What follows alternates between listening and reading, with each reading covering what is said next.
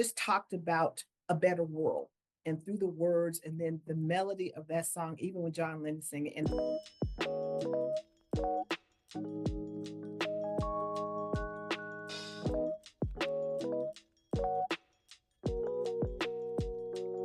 welcome to Message Reveal. Message Reveal identifies a vibe, a message, or a story told through lyrics of a song. Well, you guys, I am so honored. I'm so excited. I'm just floating. I can't wait to tell you about our special guest. But before I do so, as I always do, I'll tell you a few things, and I only mean a few things about our special guest before we get started. If I told you everything, we'd be here probably for a whole week. So let's get started. One, she's the first female African American Councilwoman. She's also the first African American female pro-tem. And last but definitely not least, she's the first Black mayor in Nevada. I'm going to say that again. In Nevada. Wow. You guys, please put your hands together for North Las Vegas Mayor, Miss Pamela Goynes-Brown.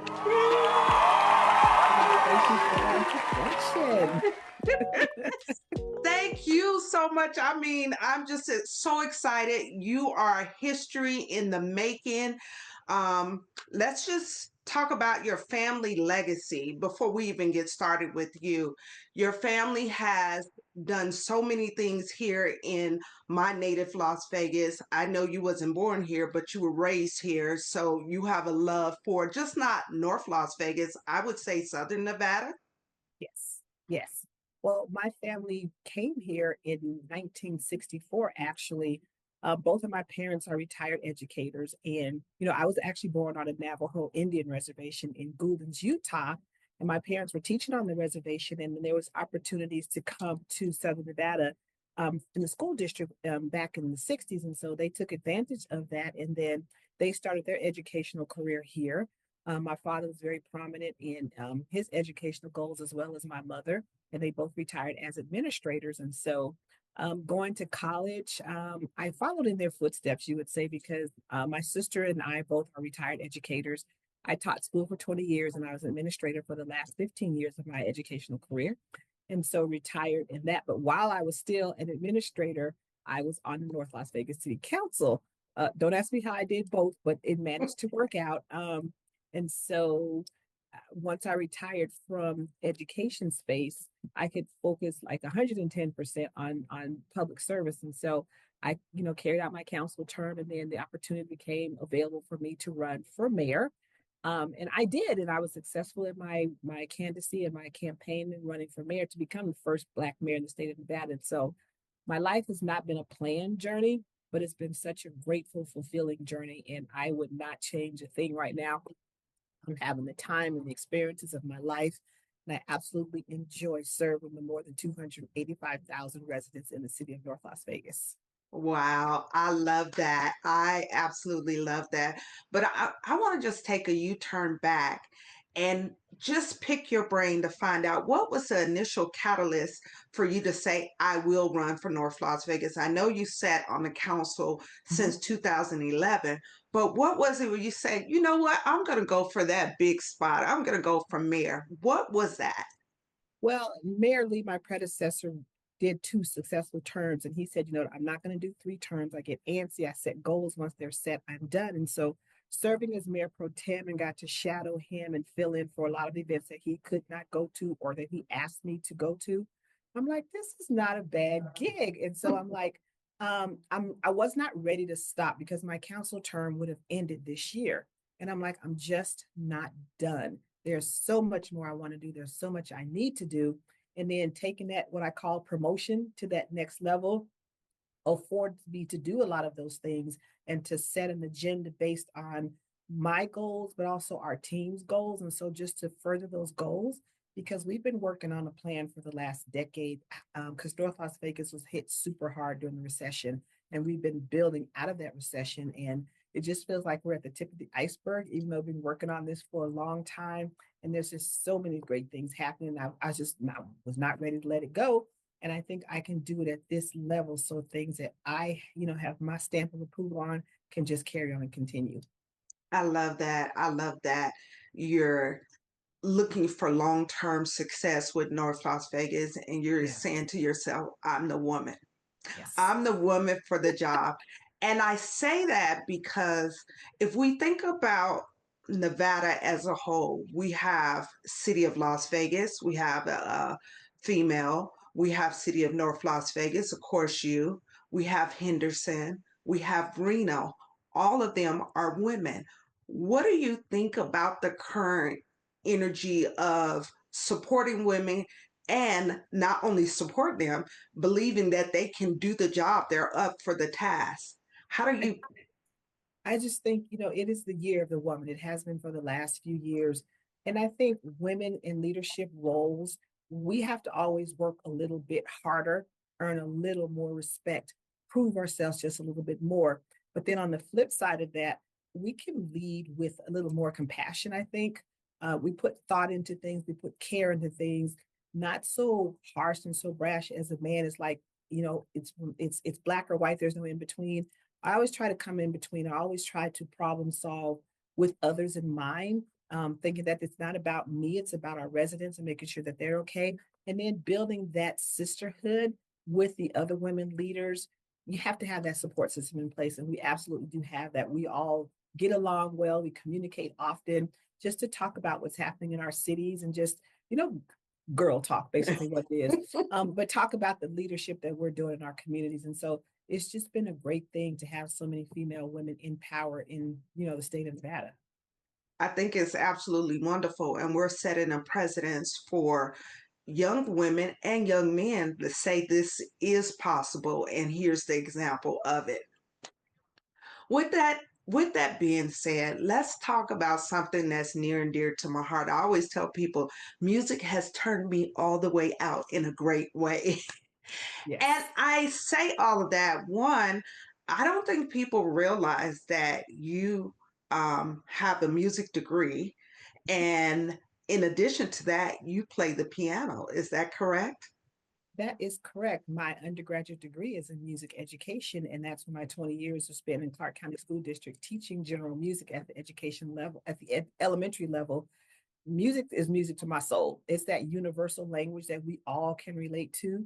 And yes, I am a classically trained pianist, but right now my piano is a picture frame, is a picture holder. So but and I miss playing and I miss being around the kids and teaching music because it just touches your soul no matter what language you speak, no matter what your ethnicity is. There's a song out there for you, and there's a song out there about everything and everybody. So I just love music. It just I can't even get in my car without having music on. I have music on in my office all the time. I just have to have it. It's soothing. It is. I agree with you 100%. And it's no set point. Like you said, it's something for everyone, whether it's a song or vibe, a message or story, it's something for someone. With that being said, I do have a question for you. Okay. Can you identify a song that has either blessed you, distracted you, or provided lessons? Now, before you answer, there's a couple of rules to this, okay? Okay. Okay. Now, if you can sing, I need you to sing your throat box out. But if you can't sing, if you can rap, as they say, I want you to come hard, hard in the paint. But if you cannot do either one, I need you to say your words boldly. I need to feel passion, as they say out in the streets. I needed you to stand 10 toes down on what you say and how you say it. Can you identify a song of one of those three? I can identify a song. First of all, I am not a singer. I'm a pianist. So I sound great in the shower and in my car because nobody's in there but me. Who you want to put me on the spot for rapping? That might not be a good outcome today either. But I thought about a few songs. This was so hard. Because most of the songs that I listen to are, probably sensual in nature. They talk about the art of lovemaking, but paint a beautiful metaphor back in my day. Right now, they're kind of hardcore and hit straight to the point. So I was just sitting there thinking the song, and this song I think was released in 1978 by the OJs. It was a song called Brandy. Mm. Fireplace, in my favorite dungarees. It just brought back so many memories of traveling down south where my family's from, and just the words in that song. And when I listened to it, I used to always think of Brandy was the woman in the song that he was singing about. Come to find out, it's about a dog. So still just singing that song, just like there was nobody listening, but I just love the lyrics in the song. And then talking about how much he missed the dog, when they had to put her down. And so I can relate to that wholeheartedly. Love that one. Um, Another one that really, really touches my heart is the song Imagine, by Mm. John Lennon. Because when I taught music, I had a little boy. I was at Joe Mackey. It was not a magnet school at the time, but he had the voice of an angel. And Oh. he sang that song, imagine no tomorrow, imagine no future. But it just talked about a better world. And through the words and then the melody of that song, even when John Lennon sang it, and then this little guy sang it for a concert for me one time, that song is still so powerful today. The meaning is still today is what we just need to work on building a better world. So I will always love that song, no matter who sings it, any version of it. I just like that song. Beautiful. I love that. I love how you reference to the children. And one thing, as I have peeped in and follow you, you're always giving back to the children. You're consistently being a part. I'm talking about, even though you have left the Clark County School District, you're still a part of process where you're reading to the children or you're engaging with our teenagers in high school. Where does that love come from? Is it just not just from your parents, or is it something just centered in you that we must expose our children? I think it centers around my whole life experiences, especially from being an educator. And, here at the city of North Las Vegas, we take that very seriously because we are building and we are creating our young minds that hopefully one day will grow into be our workforces or our future doctors, lawyers, mayors, teachers, whatever they choose to do, and entrepreneurs.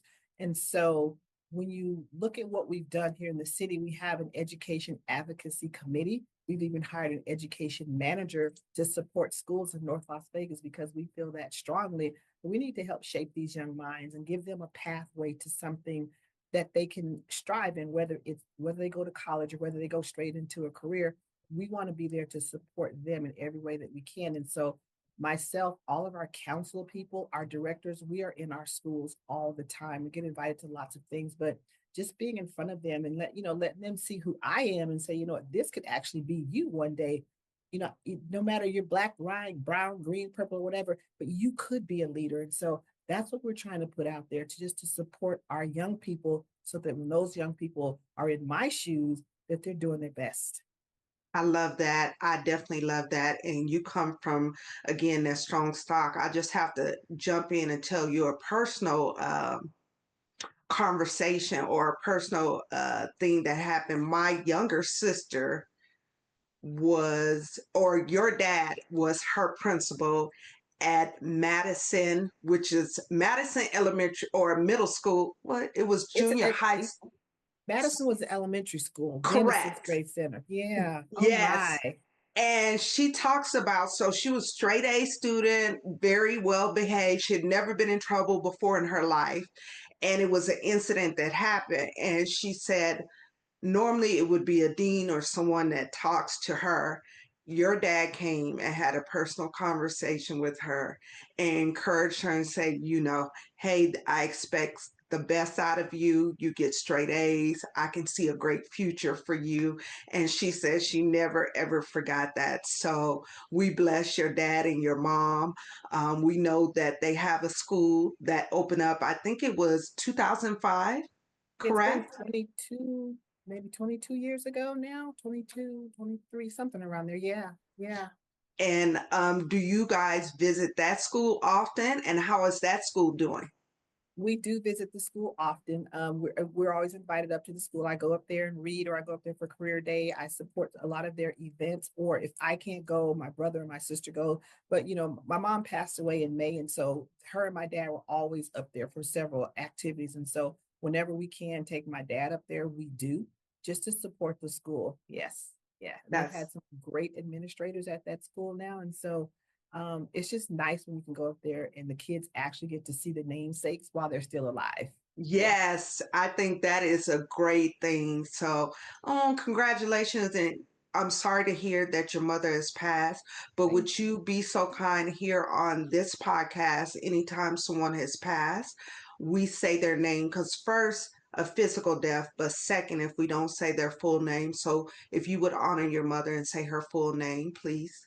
My mother's name is Naomi Dolores Jackson Goins, and I miss her to the core. She was my rock, my support system. She was our queen. So, Mom, rest in paradise. I know you're shining down on us. Wonderful, wonderful. Yes. So let's get back into the lane of music. Okay. And I was wondering if you can identify a song that you sung as a child and you just enjoyed it. And then one day you became an adult, or even recently you go, wait 1 minute. I didn't know that song said that. And I've been singing it all this time. Can you identify a song? I was thinking about that as well. And as a child, we used to drive. It was my mother, my dad, and I have two other siblings, so all five of us. We would drive to Texas, Little Rock. We would always have something by the OJ's playing, Teddy Pendergrass, Harold Melvin, and the Blue Notes. So I think that song, any song, and I can't. It was too hard to pick one song. Smokey Robinson, because they were all love songs, and so you hear those songs and just those Motown era songs, and you think you just singing in the car as you going along. You don't know what you're singing, but you think now like, oh, that's what that song meant. So I love songs by even I like Prince, Michael Jackson, all of those artists that we used to listen to. So to pick it down one song, and I'm thinking, what can I say that's appropriate now? Oh my gosh. I just take the whole album. So any song like that would be awesome. Yeah. Yes, that's true. We talk about those songs because it's times. I don't know if you know who Pastor Kelsey West Yes. is. Uh-huh. I interviewed him during my first season. We were talking about this particular subject, and he was singing the song Mary Jane. He had no idea it was Mhm. referencing to marijuana.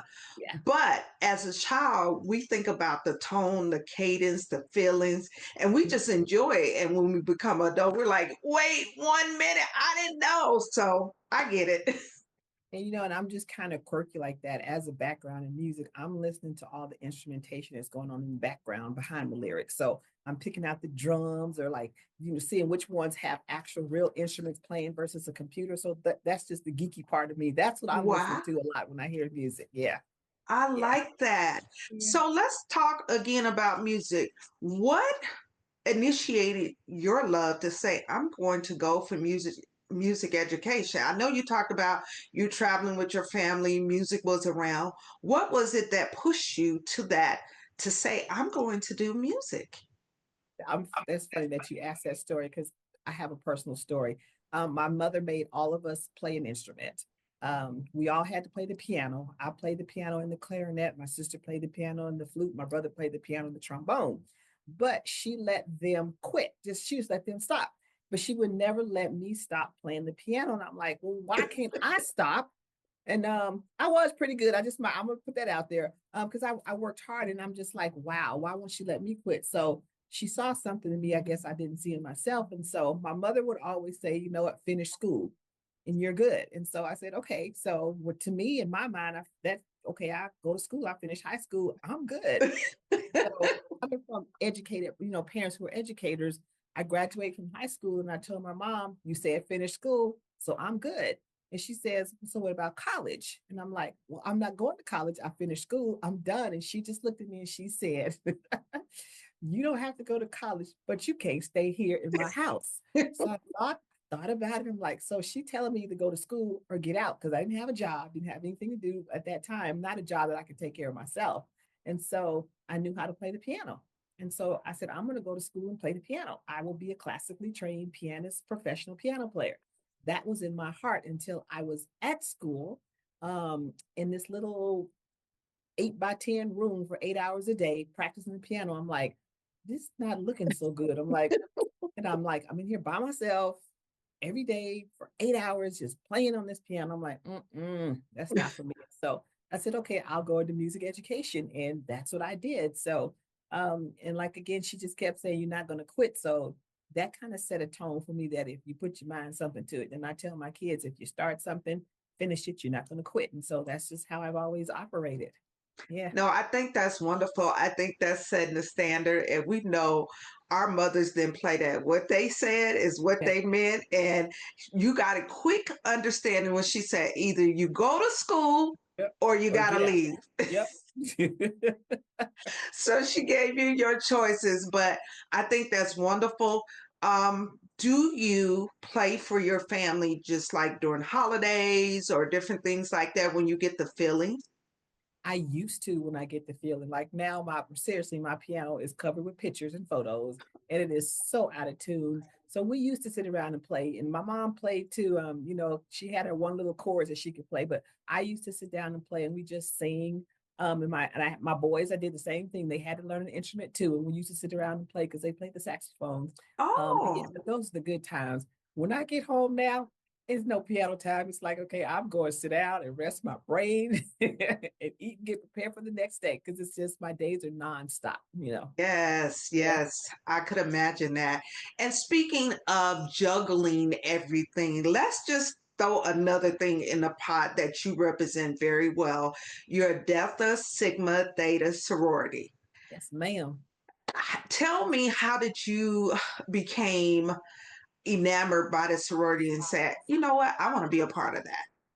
Well, I went to an HBCU, Prairie View A&M University, and on the campus, you see all the Greek organizations. It was just something about the Deltas when I saw them on campus, thinking what they signified, what they're doing in their community with their community service and all the pillars that they have to do in the sorority. I just kind of watched them for a while, and they just kind of walked with purpose, held their heads up high, and I'm like, that red look awful good. So and they seemed to get along. And so I said, I think I want to be a part of that. And so I, went to their meetings and learned about what Delta was all about and who they, what they stood for. And so I went through the process and they selected me to be on their line. And there were 18 of us at the time. And, to today, we get together, we talk all the time. And every like 4 to 5 years, we meet in whatever city or go to our homecoming at Prairie View. And so we're Oh. still in contact with each other.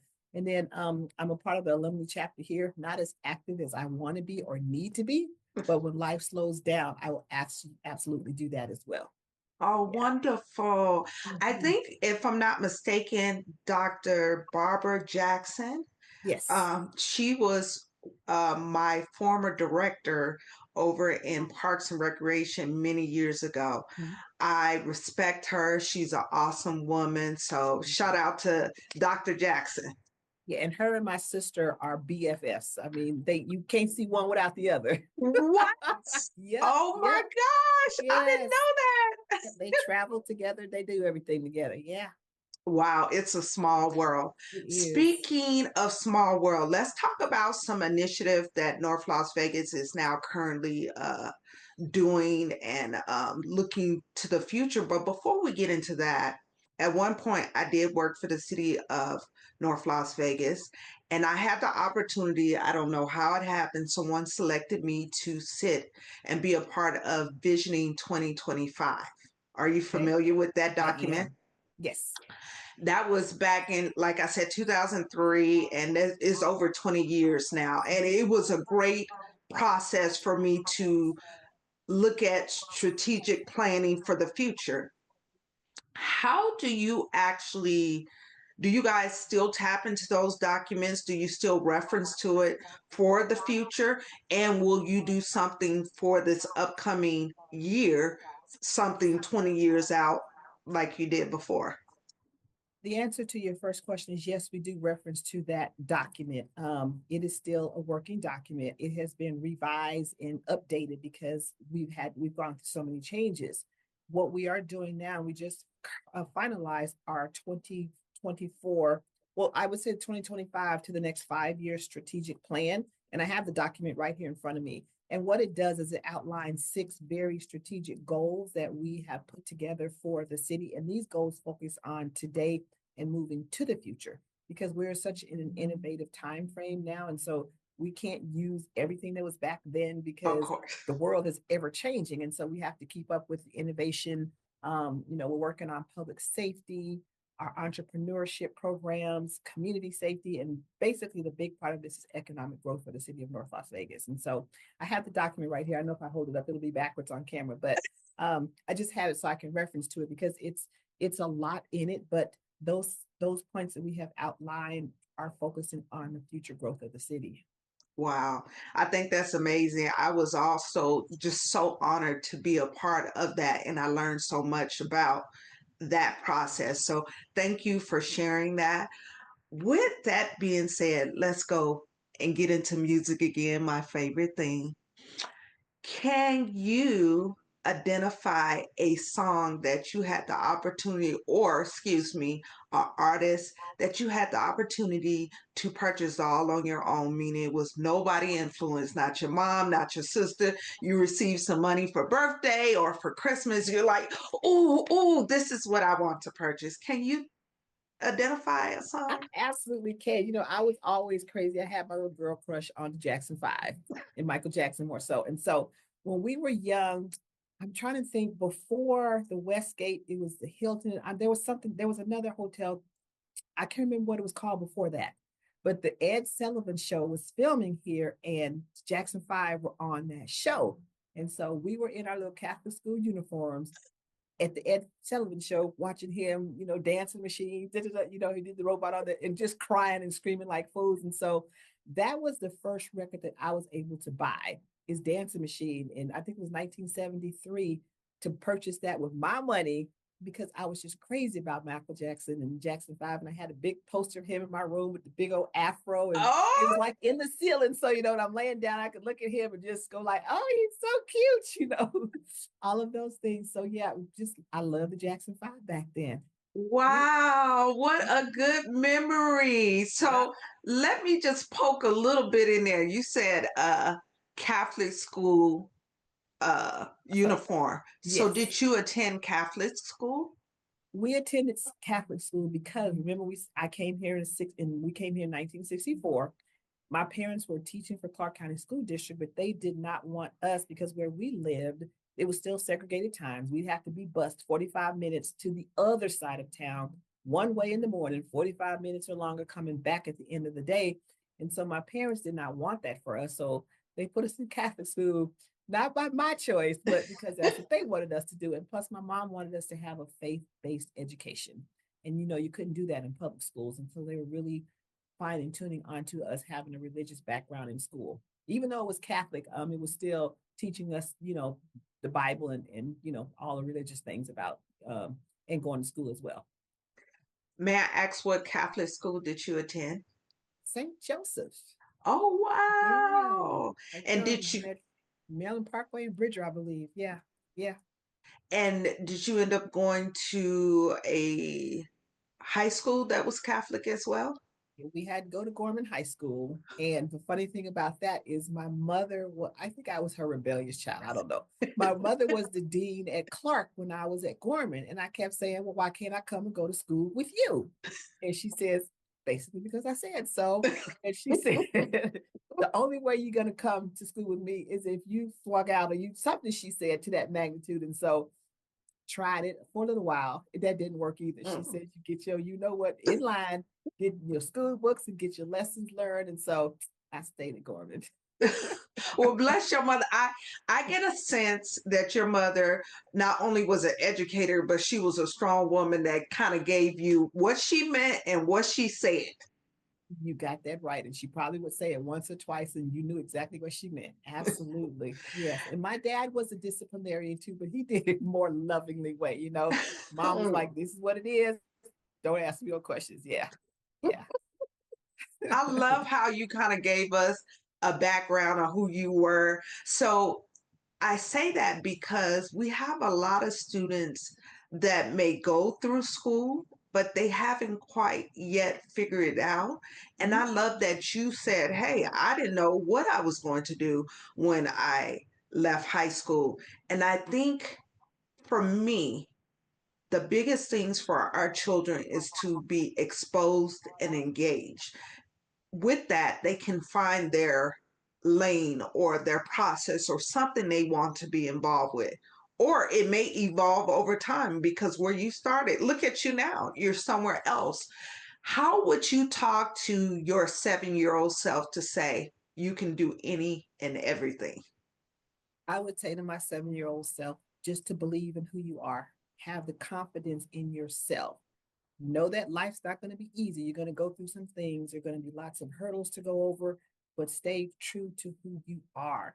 Respect yourself, respect your elders, put your faith and trust in God, and that will guide your path. And I think that's how I live my life. I certainly hope I, instill that in my sons, because you don't have to know. I wasn't the kind of child who woke up and say, I'm gonna be a doctor, I'm gonna be a lawyer, I'm gonna be this. Like I said, I didn't have a plan, and it's okay if you don't, but just stick to those fundamental principles, and something will guide you. Find what you're passionate about, and push it all the way through. And if not, just keep going till you find that thing that make that light shine in you, because the worst thing you want to do is get into something that you don't enjoy or you just don't like. So you have to like it first, but that like starts within. Yes, I like that. I like that you spoke of that. Speaking of liking within, how do you feel that your dad has a park named after him? And that park, I think it was 1998, that park came about. That one of the first big things dedicated to your dad back in 1998? That was the first big thing dedicated him in 98. For me, it was like, it's a park with your name on it. So it was a big deal, but you don't appreciate those things until you're mature enough to know what that means.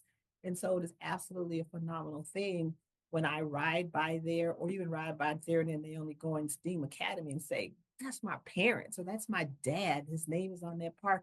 And that will never, ever, ever go away. So it's just building that legacy that I can look back on, my kids can look back on, their kids, just for generations to come. So it's pretty cool.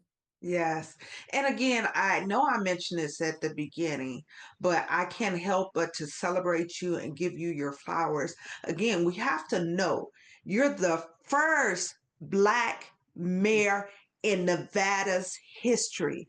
I want people to massage that and really understand that. I feel like you're very quiet with that. But I have to announce that again. When you Yeah. realize that, what do you feel? How do you feel about that? Like, do you sit back and go, wow? I every once in a while I do, because sometimes I wake up and it's like it's still surreal. And I just like, that's me. You know what I mean? It's like, girl, look at you. So but I'm so eternally grateful that I am in this space right now. And it takes a whole village. And I couldn't have done this without a support system. And that starts with my family, my closest friends, and then, the people that I work with on a daily basis. So it's such a good feeling to be in that position. And then I also look at it. So if I am the first, I'm not going to be the last. And so I'm just so grateful that I can have people following those footsteps, whether you're male or female, you can do it. And it's just like, I do pinch myself. And, people say, when you say things like that, it's like, wow, can I say damn? Like, damn. I like, it is really true. And I, I absolutely love it. And like, my life is in such a good place right now. Um, and the people that I'm around every day just help to uplift me and keep me going, because some days are really, really challenging in this kind of space. But when you have that great support system, you have people that believe in you and sharing your ideals, it just makes it all worth it.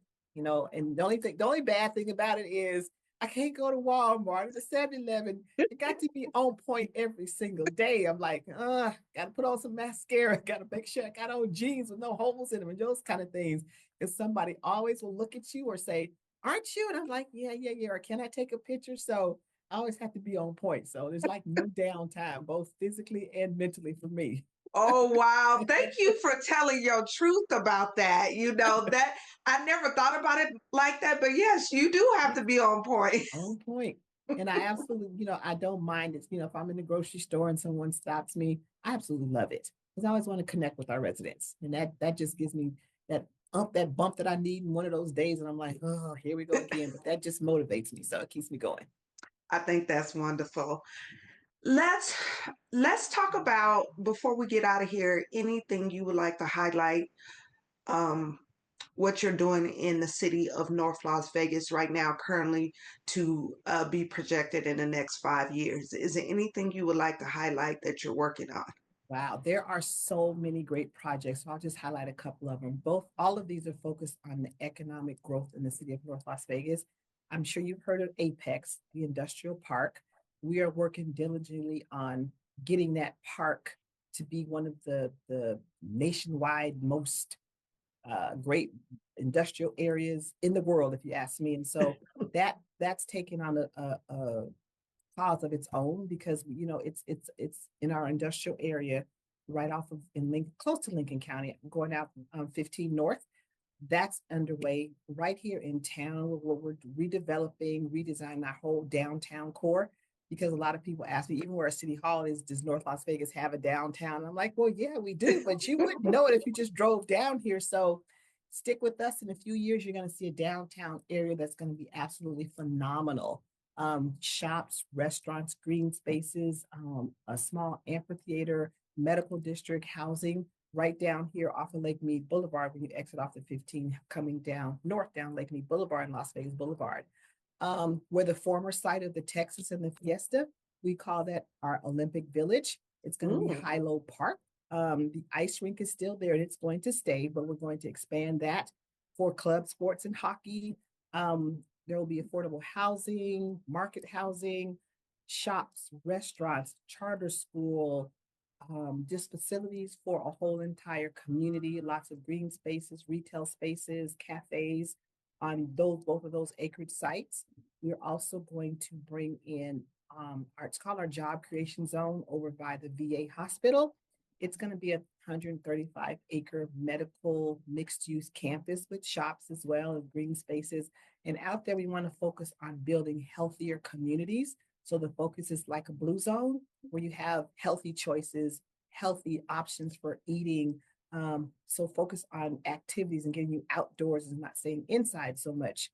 I'm not sure if you've noticed how much Craig Road has evolved. Oh, We call it yes. Restaurant Road right now. And so there's so many more restaurants and eat places that are going to come along.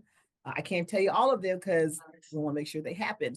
Well, even when I drive up and down Craig, I'm like, oh, so when did that open? So much is going on. We're opening a daycare center that we're going to use for basically our first responders first because they've asked we need daycare options because their schedules are so crazy the way they work. And so we're going to bring that to our first responders, our police and fire and city staff. And hopefully that will be open by the spring. Right across the street from our city hall is called our Dolores Huerta Resource Center.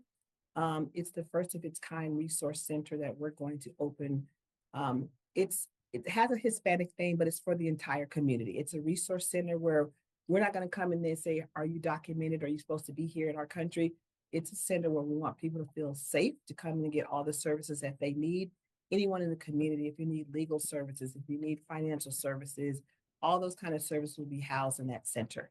We've opened the first local municipality owned and run Veterans Community Resource Center adjacent to the VA hospital as well. And that's been open for about a year and a half now. And it serves everything veterans that you can name is in that resource center. And then I think the last greatest thing is our small business connector. What's our small business connector? It's a place where you can come. I call it the Super Walmart because it's a one-stop place where if you just have a dream, entrepreneurs, you want to get your business off the ground and you have no idea how to do that, well, you can come right downstairs on our first floor in City Hall and meet with our small business people, and they will get you started in everything that you need to know to get your business off the ground, run, and hopefully remain successful. So in a nutshell, those are just a few things. I could go on and on and on and on. Wow. There's so much going on here in the city. Yeah. Yeah. That's wonderful. Thank you for providing that layout. And if it's more than that, I say, wow, wow, wow. Thank you for that. With that being said, if someone wants to get in touch with you, do you have any social media handles, any information that you'd like to provide so my audience say, hey, I want to, maybe it's a business and they say, hey, I want to do something, or it's some kind of initiative they want to do within the city of North Las Vegas. How can they get in contact with you? Well, I would encourage them to visit the cityofnorthlasvegas.com, the website. It's a one-stop website where you can find every resource or every question answer that you need. Also, we do have a newsletter, and you can also on our website, you can subscribe to my newsletter. Each of our council people have their own newsletters. The test one just came out today. I'm getting ready to proof it so we can get it pushed out. But that gives you so much information. I do have Facebook. I am on Instagram. And then I know, but yeah, I'm so bad at it. So, and then, the city has their social media pages on Facebook, Instagram, TikTok. What else am I forgetting? X. And so all of those sites are monitored by the city, but do not send me anything via Messenger, please, because I don't hardly check Messenger. So if you want to get in contact with me, always visit cityofnorthlasvegas.com, or you can just call the City of North Las Vegas City Hall. My assistant's name is Brianna. She is amazing. She will be happy to take your information.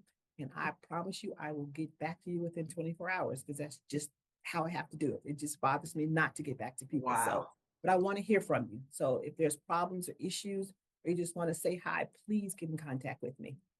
And again, we're going to reference, she said, do not send her a direct message. Go through the proper protocol. She is her assistant or North Las Vegas website. Yes. Yes.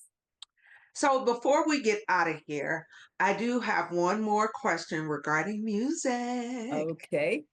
If you had the opportunity to dedicate a song to the world that represents parts of you or all of you, could you identify a song? You thought about that, and my theme song for my State of the City last year was Alicia Keys' "This Girl Is on Fire." I just listened to that song, and I just, it just said, that's it, because it has been, it's like girls rule so far this, in politics, not just locally, but nationwide. You have so many women who have evolved into this space. And so it's just about this girl being on fire. Yeah. I love that. What a perfect pick. What a perfect ending to this podcast. But before I get out of here, I talk about the journey and the destination. The journey is where we learn and where we grow, and the destination is where we celebrate.